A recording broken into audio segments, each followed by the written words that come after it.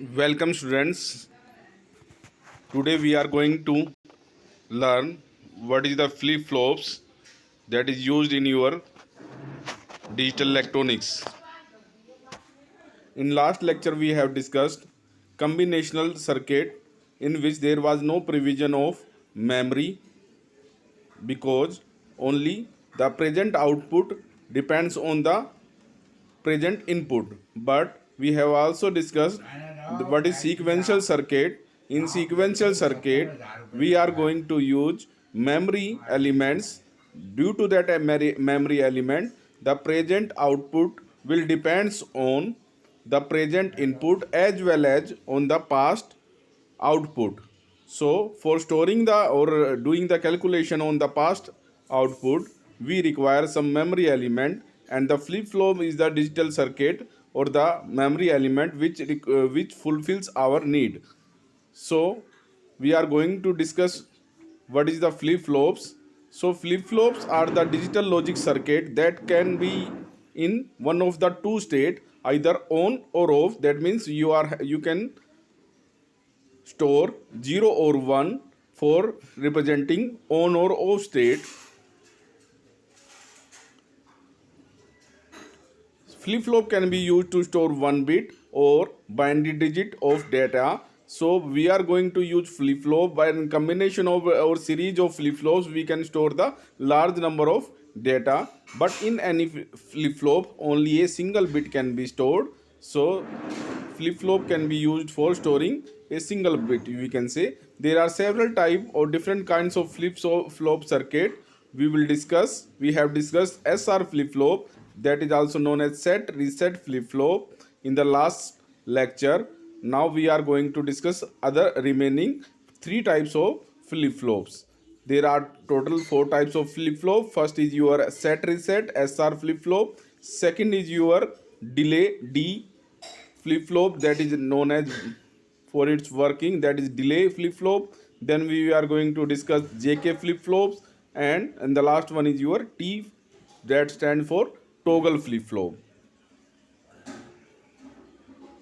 In SR flip flop, that is also known as set reset flip flop, that is designed with the help of two NOR gates, or also can be designed with the help of two NAND gates.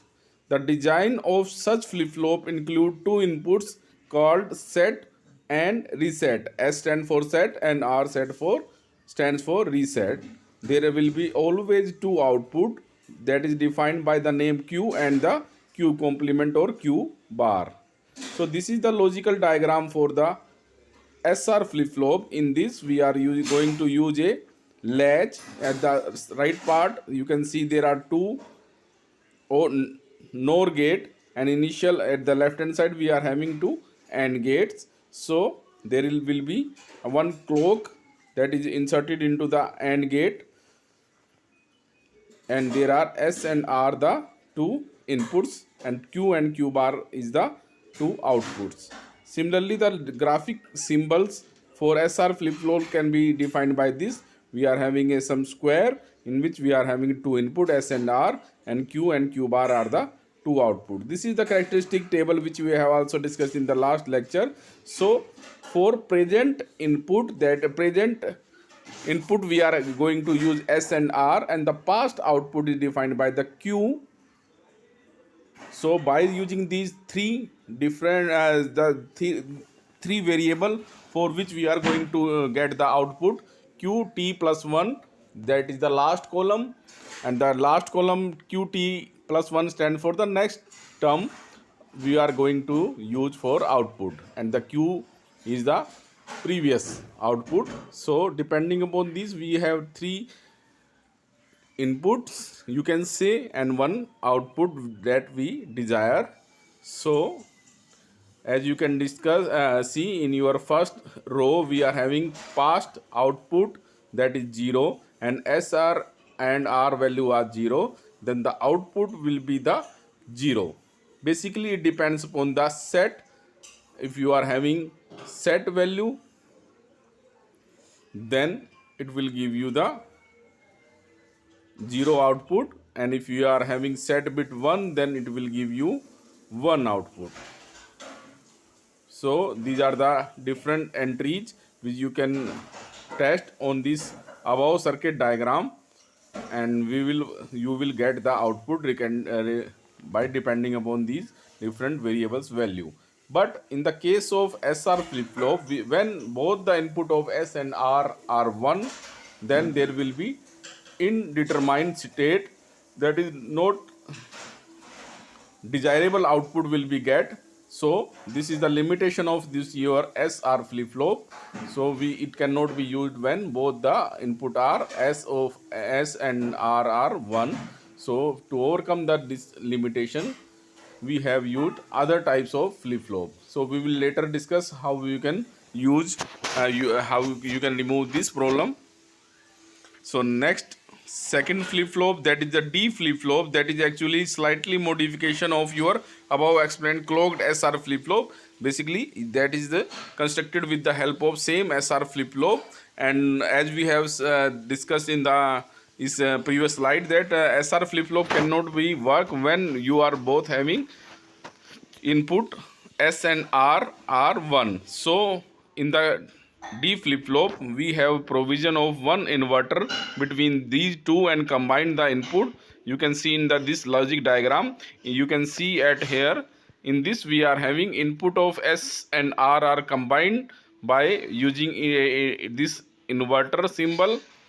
And now if S and R cannot be at the 1 at the same time, because if S is 1, then due to the inverter R will be your 0, and if your R is 1, then S will be 0 due to the inverter between these two combined values. So this is the logical diagram, just similar to your SR flip flop. Only difference is that they have placed an inverter between S and R input and combined to give single input instead of two separate S and R.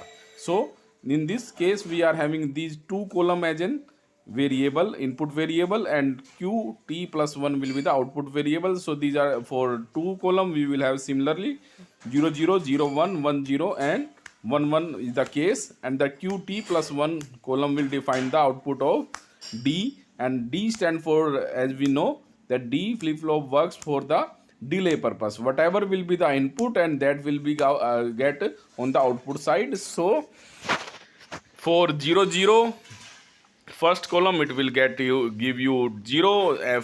In the for the second column 0 1, D input is 1, so it will give you 1. At the another time 1 0 input is in the third row, D is 0, so it will give you 0, and in the fourth column D is 1, it will give you 1 output. Regarding whatever is the value of Q past output, it only depends upon the present input of D value. According to this, it will directly pass on this input value to the output at the next clock pulse time. Got it? Next is a JK flip flop. As we have discussed, there was a limitation of SR flip flop that cannot be worked on the both when S and R are both 1. So to remove this, we have designed another flip flop that is known as JK flip flop, and here J stand for set and K stand for clear, reset. That was working of SR flip flop. Now, but in this we are having slight change in the logical diagram. In this you can see there is an extra input to the J and K at the AND gate that is placed on the left hand side of the circuit. There is a difference. You are getting the output Q and Q bar are inserted at the K and J respectively. So due to this extra provision of output at the input side, it will avoid the situation that was in your SR flip flop.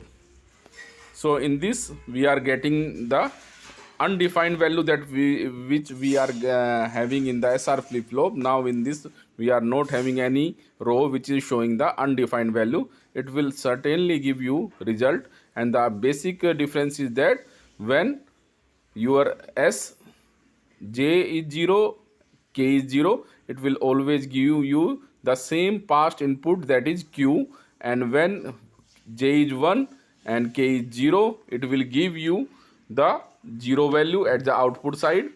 When J is your 1, K is 0, it will give you set. That means J stand for set, it will give you 1. And when J is 0, K is 1, that stand for reset, though it will give you 0. And when both are 1, 1, whatever will be the input, that will be always toggle. So you can see always on the last row of this, when J and K are both 1 and the Q is 1, then it is giving you 0. And when in the fourth row you can see that when J and K are 1 and the input is passed, output is 0, it will convert it into 1. So this is the case. It will always, when J and K both are 1, it will invert the your past output which are giving you to this flip flop. So now we will discuss the last flip flop, that is T, and T stand for toggle. This flip flop is generally designed with the help of JK flip flop. Then in this we are going to use only, we are combining the value of two input which are J and K, and we are just combining them to give only a single input. So this is the logical diagram and graphical symbol for T flip flop, and this is the characteristic table which you can see on your screen, that when T is having value 1, it will let's say first row Q is 0, T is 0, it is giving 0. When Q is 0, T is 1, it is giving 1. When Q is 1, T is 0, it is giving 1. When Q is 1, T is 1, it is giving you 0. Now in this table you can see that whenever the value of T is 1, it is just toggling, it is just inverting the value of past output, sorry. The past output was in the second row, you can see past output was Q was 0, it is giving you the 1. In the last fourth row, when T is 1, the past output was 1, it is converting it into 0. Otherwise it is just giving you the same past output as first row. T is 0, the past output was 0, again the output is 0. Similarly in the third row, the past output was 1, because T is 0, now it will not toggle, it will give you same output. So this is only toggle, T gate is only inverting the past output when it is having value 1. So this is the characteristic of this table, T flip flop. Now we have another master slave flip flop, by which is designed with the help of using two separate flip flop. The main advantage of using master slave flip flop is to avoid the race around condition which generally arises in the JK flip flop due to the short clock pulses, time period of clock pulses. During the time clock pulses, the generally the output oscillates between 0 and 1, and sometimes it is difficult to understand what is the value. So to avoid this condition, they have designed master slave flip flop. By in this is the diagram, you can see this, we are having two JK flip flop, and we have combined them using the clock. In the clock we have placed an inverter.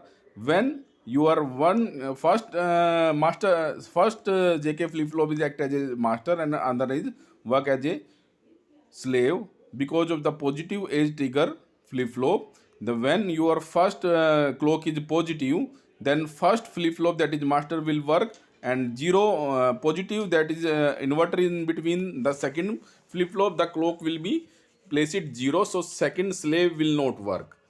When this at the first side it is having negative edge, it will not work, and the due to inverter and the clock on the second side will work, so it will act as a slave will work. So this is the combination of master and slave flip flop to avoid the race around condition. So dear students, we have discussed all these four type of flip flops and how we can use them for your digital circuit. Now in the next lecture we are going to use how we can create the excitation table to convert one flip flop into another flip flop. Thank you. पढ़ रहे हैं ना बेटे?